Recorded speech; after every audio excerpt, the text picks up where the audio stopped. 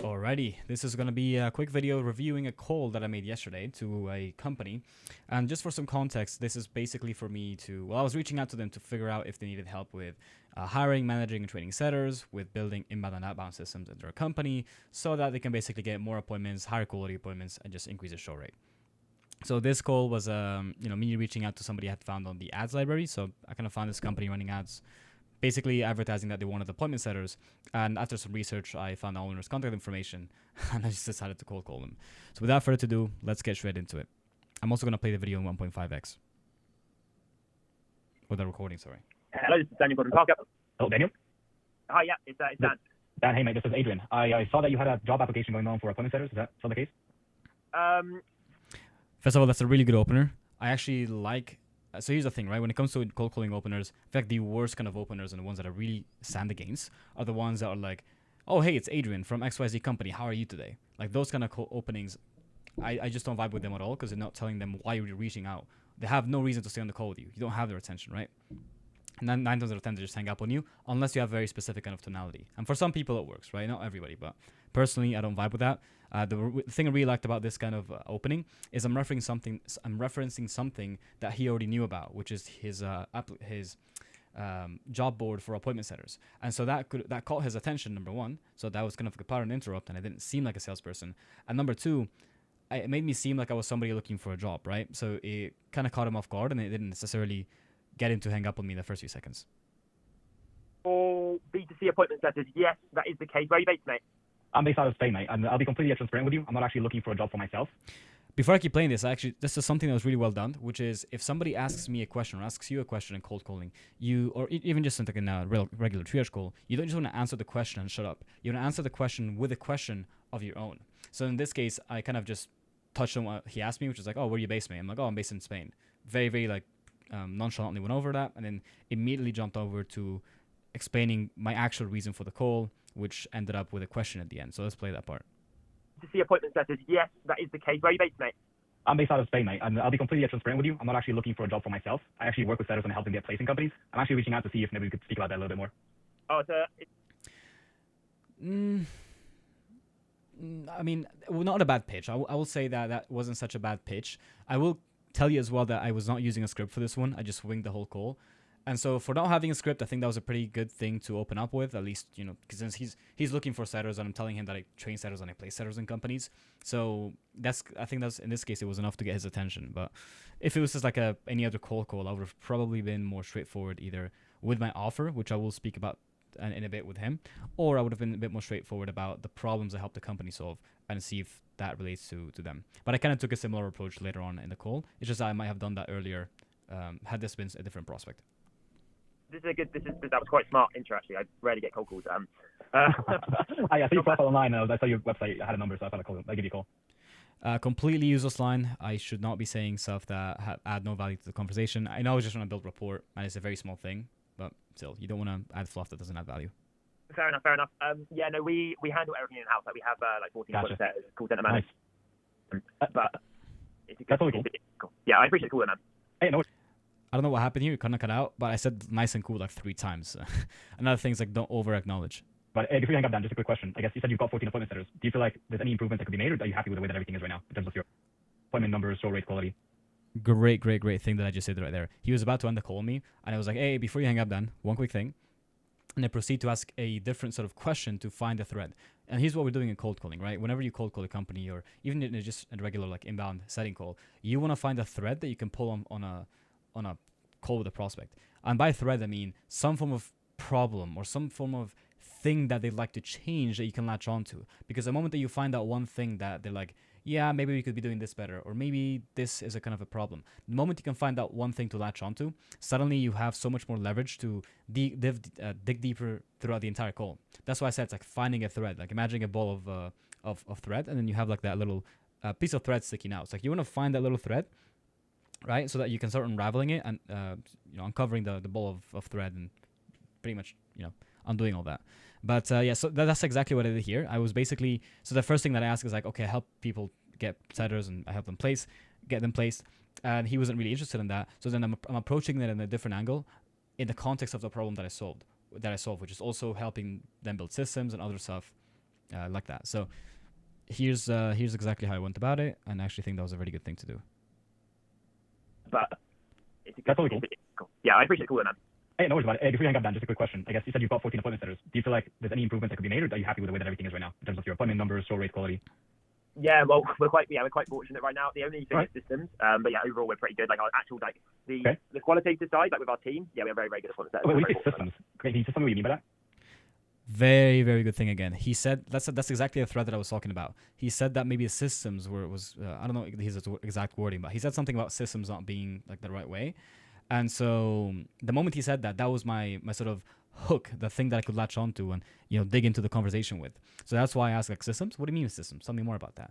And those are the kind of things that you want to really be on the lookout for in a conversation, in a triage call or a setting call, whether it's a cold call or inbound call. Just basically listening to what they say and just being present with them, so that when they mention something like that, like a certain keyword or something that you can clarify, you can just use that to go deeper into the conversation.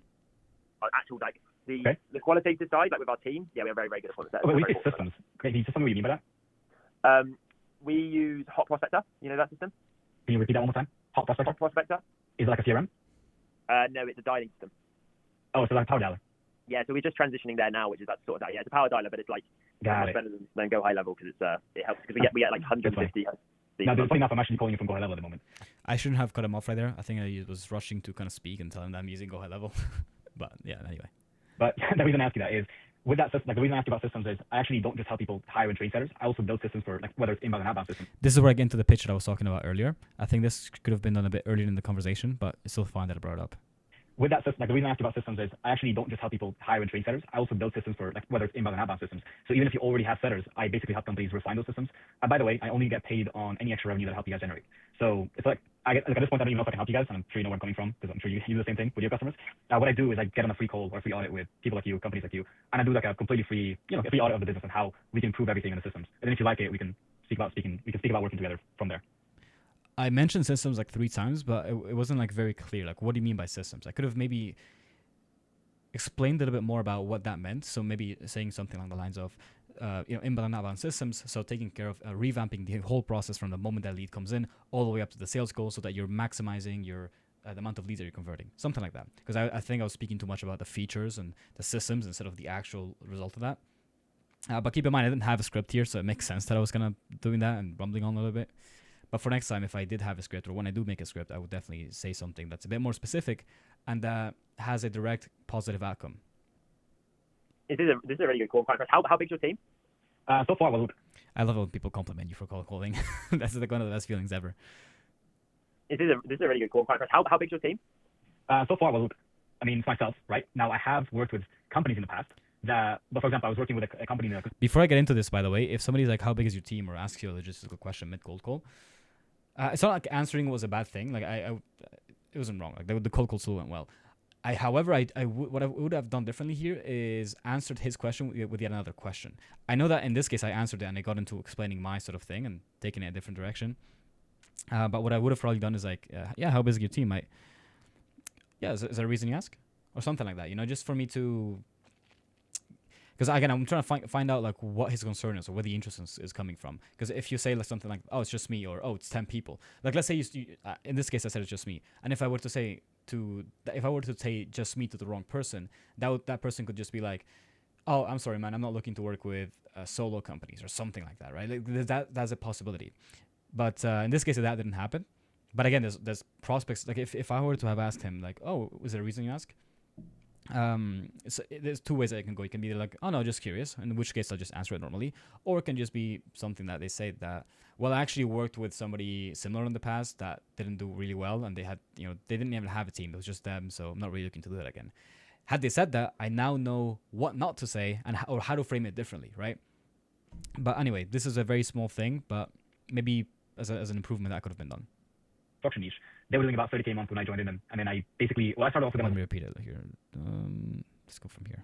Myself, right? Now, I have worked with companies in the past but for example, I was working with a company in the construction niche. They were doing about 30K a month when I joined in them. And then I started off with them as a setter. I wasn't actually working with them with the intention of doing this. But as a lead setter, I eventually became the setter manager. I became a closer with them, helped them build systems, and ended up making about 200K a month in about a year later. So I guess, if that, I have some testimonials and stuff that I can send over, but I guess. Very bad blunder. So if you never want to give somebody a way out of the cold call, saying something like, I have some testimonials on some stuff like that I can send over. That basically, this didn't happen in this call specifically, but what usually could have happened is the person's like, yeah, sure, mate, send me those testimonials and then give me a call back later. Horrible thing, right? You don't wanna be like, oh, if you want, I can send you an email. If you want, I can send you a testimonial. If you want, I can send you a video. None of that. You only want to do that like when you're about to get off the call, maybe, and you're both just gonna get off the call. But when you're mid conversation, you're like, if you want, I could send you this in the middle of a cold call. When you know that they're kind of trying to get off the phone with you, they're just gonna use that as a reason to get off. So I probably shouldn't have said that. Thing for you is it's not about that. I was just curious. Where are you based again? I can't remember what you said. no, I'm based in Madrid, Spain. At the moment, funny enough, I'm actually getting some students from the UK. Like I'm actually running ads in the UK Again, great thing. I answered this question, but then I'm going back with a question of my own. for people who want to learn appointment setting. So I know you're not looking for setters at the moment, but is that like a future? Because I guess you were just, I think at the beginning of the call you mentioned you were looking for B2C setters. Is that still the case? Yeah. We only we hire offshore though. Great thing to do. I brought up something that he mentioned in the beginning, right? He wanted to get B2C setters and kind of reference that back. Not UK. Offshore, yeah. No, well, I guess there's a reason why you don't hire from the UK. Very good question as well. Very good follow up. Yeah, just pay just wages really. And I then gotcha. we have onshore team members of course as well. To be honest, like right now, because we have like a full-time ops guy, Right. and we're bringing in an ops manager right now. Like this wouldn't be Fair a enough. good fit for me, but this call No was worries. like actually quite impressive. I rarely get cold calls, so yeah, it was actually a good call. Well, hey, look, I appreciate it, man. And Again, okay, wait, actually, let me repeat what happened here. So something I did which was really good is he was basically talking himself out of the sale. He was talking himself off the call. Imagine like somebody walking off the ledge of a ship. He was basically doing the equivalent of that right now. Like, I have ops systems, I don't need this, mate, if you want to do this later.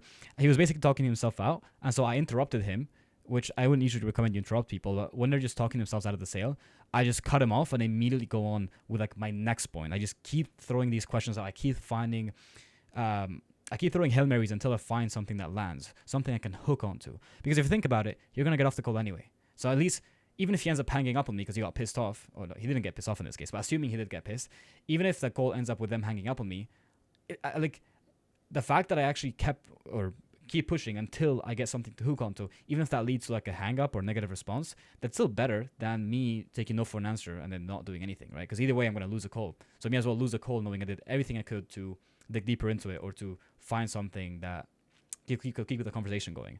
Now, of course, there's a few exceptions to this. Like, you don't want to go and piss people off, especially when they have the possibility of being future prospects, like in this case. And of course, you also don't want to just keep repeating the same questions or asking shit for the sake of asking shit. You want to do it in a way that just makes sense. Like, you just kind of have to play it off of vibes here. But yeah. Yeah, it was actually a good call. well, hey, look, I appreciate it, man. And trust me, no worries at all if it's not a good fit. I'm just trying to see if there's even anything I can help you with. Again, I'm basically taking on the risk here for companies, making sure I can provide some value. To end off the call, before I actually wind it off, because there's three things that companies that I work with usually have an issue with. Either number one, they're just not getting enough appointments, or not as much as they think it could be. Number two, the quality is just not as good, or the show rate is the third thing that they think it could be better. From those three things, do you feel like any of those are a challenge right now? That's another hook that I just threw in. Another sort of Hail Mary to find a problem. That's another angle basically that I took. The thing is, probably not a challenge. Like, everything in a business can be optimized, right? And Absolutely.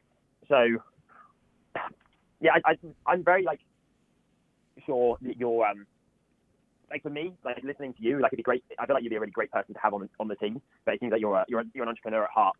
It's probably not going to be I would definitely hire you. Like, if you want to come in full time, and we could definitely have an interview and we could talk about that. But bringing you in as practically like a consultant, and then you'd be outsourcing work, we just don't need that right now. Fair enough. Well, have you ever heard of a guy who's called Aaron from Call Center Mastery? Aaron? No, not really. Okay, well, he would be like what you're trying to achieve. He'd be a similar competitor. Or do you know someone called Daniel? Is it Kanu? Kyne. Daniel Kyne. Okay, you. He's like one of my close friends. So really, if I needed something like systems auditing, or do you know a guy called Cameron England? Oh, sure. I know that guy.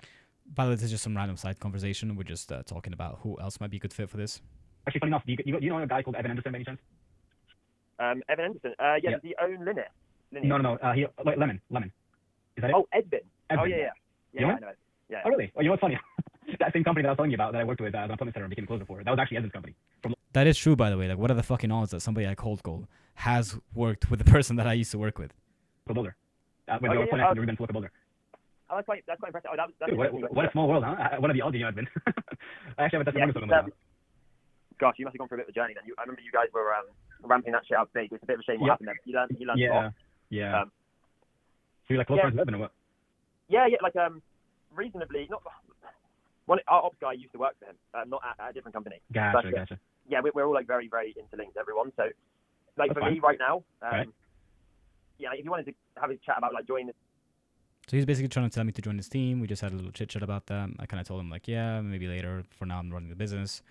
And then I think here's where the call continues. A team, not necessarily as a consultant or somebody to help you with your guys' appointment setting systems, but with whatever else you might need help with. Because again, from an entrepreneur standpoint, I've done more than just appointment setting, right?